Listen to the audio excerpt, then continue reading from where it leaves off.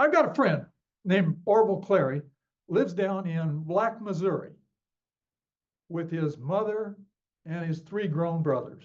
Now, for those of you not familiar with Southeast Missouri, Black is on Highway 49, about halfway between Lesterville and Redmondville. So that should be able to tell right where it's at.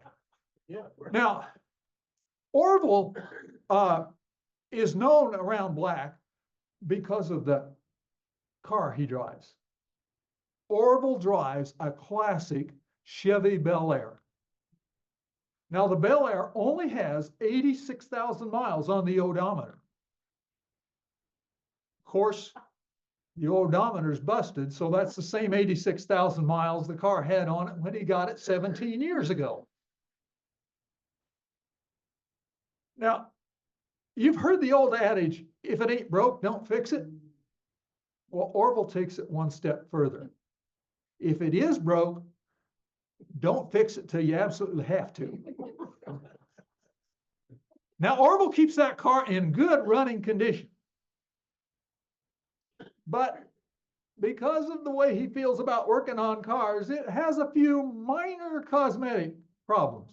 For instance, the car was probably blue when it was new. But you know, with all the fading and the peeling and the rust, not real sure.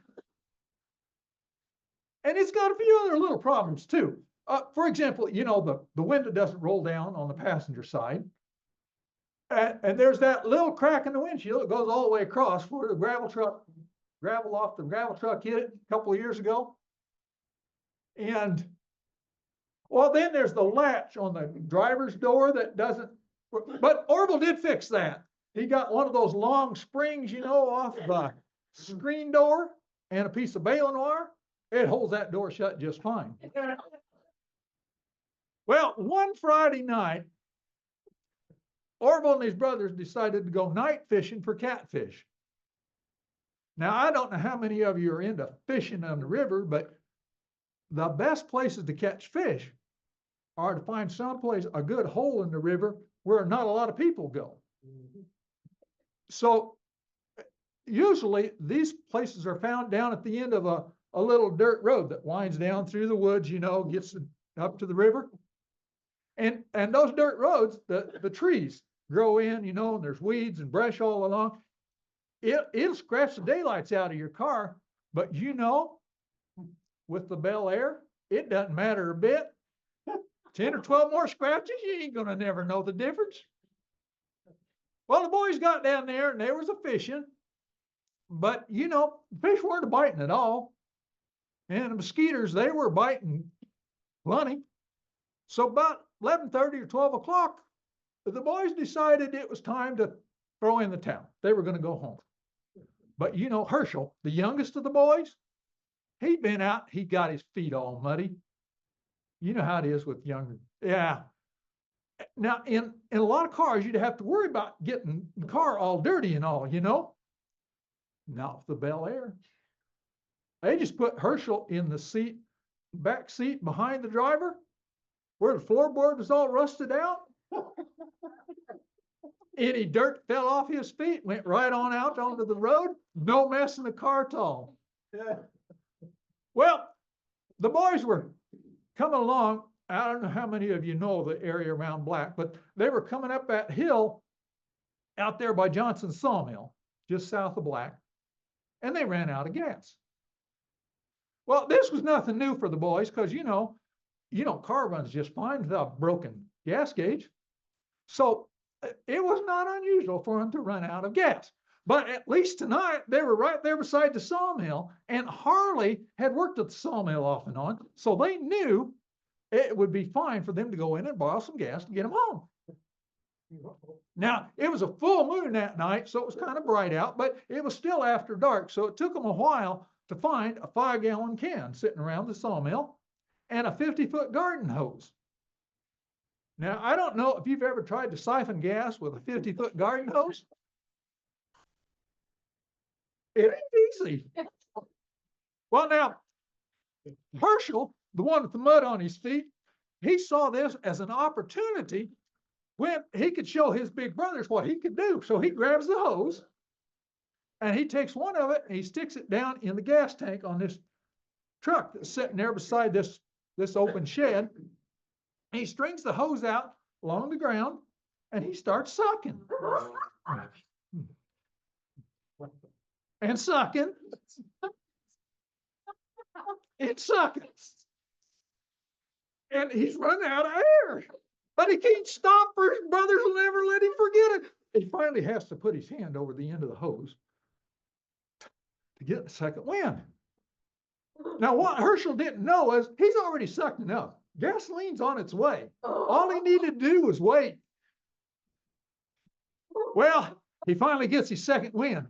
And I'll tell you, he takes the biggest suck he's took all night. And he gets the biggest mouthful of gasoline you ever saw in your life. Well, he threw that hose down on the ground, starts spitting. Well, you know how older brothers are. Of course, they were very sympathetic with Herschel, teasing him about, Herschel, if you're that thirsty, what? You shouldn't drink gasoline. And while they were doing this, finally some of them started smelling gasoline. They looked down and lo and behold, there was a puddle of gasoline there on the ground where the hose was leaking out on. So somebody picked it up and stuck it down in the can. Well, Orville is the inquisitive one of the bunch. And Orville got to wondering how much gasoline there was in that can. Yeah, he did. Well, he started shaking it. You know, he could tell there was gasoline, but he couldn't tell how much. And he started tapping on the side of the can just to see how much gasoline was, and he still could not tell. And then he happened to think, have you heard this story before? Well, you know, Orville had some of those blue tip kitchen strike anywhere matches. And so he got one of those matches out and he ran it along his pant leg and nothing happened. Now, I don't know if that match was wet or hit a pocket or what, but nothing happened. But you know what? Orville had another match in his pocket. But this time, he stood up and kind of cocked his leg because his overalls would be tight on his leg, so the match would be more likely to strike. And it's a good thing he did, because the force of the explosion was enough to throw him back away from the fire. That match struck.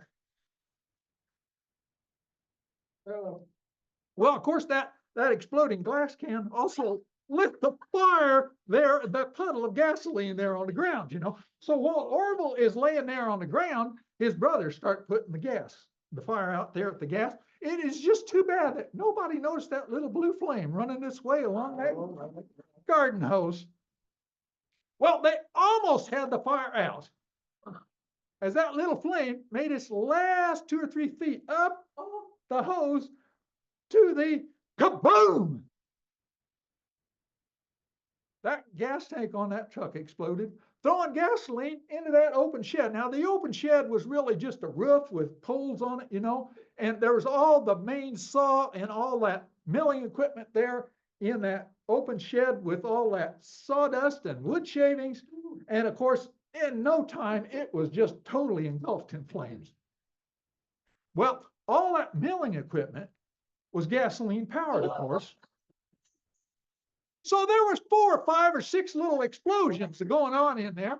And after one of those, you won't believe what freaky thing happened. I wouldn't believe this if I hadn't heard it from Chester. Now, Chester is the oldest and the most level-headed of the boys. And Chester said after one of those explosions, there was this fireball that shot out of that shed and flew 237 feet. Orville went out, stepped it off after the fire, flew 237 feet and hit a 300-gallon gas tank, dead center, kaboom! And that ruptured the 200-gallon diesel tank right beside it, throwing flaming diesel fuel all over the logs in the log yard and the lumber in the drying yard. And it also set the first vehicle, all the vehicles used in the sawmill standing there beside that gas tank, it set the first one on fire.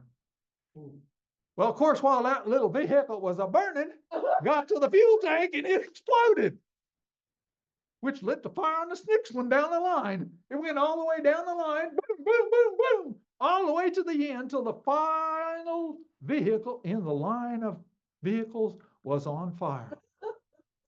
Only thing left in the sawmill that wasn't a fire was the little shack they used for an office. And of course, the LP tank that ran the stove that heated the office in the wintertime. And wouldn't you know it, when that gas tank on that last vehicle exploded, it threw diesel fuel all over that LP tank. And when the LP tank exploded, it flattened the office before setting it afire. Well, by the time the volunteer fire department arrived, Chester, who was also a volunteer fireman, had already determined there was nothing they could save about the sawmill. But the Clary boys jumped in and helped the fire department keep the fire from spreading to the timber that was out there behind the sawmill. Now, it was a pretty bad fire, but it could have been, there was very little injury. The boys came out of it, well, almost pretty good, except Orville had the eyebrow on his left eye singed off. It never did grow back right. So every time you look at Orville face on, he looks a little cockeyed, you know? And, well, those you car lovers out there, the Bel Air was sitting out at the road, not hurt a bit. A couple of the boys came back a couple of days later with a can of gas, started the Bel Air up and drove it home. No problem at all. Now, luckily, old man Johnson was heavily insured. He was able to rebuild that sawmill with all brand new equipment, most of it electric, thank goodness. But, you know, after he got it up and running, he decided that, wow, having all that brand new equipment sitting out there in the middle of nowhere, he thought he needed a night watchman. And it probably won't surprise you to learn Herschel Clary is the one that got the job. Herschel is the one of all the applicants, he had more experience around a sawmill after dark than any of the other applicants. And Herschel is the only applicant with firsthand knowledge of just what can go wrong around a sawmill after dark.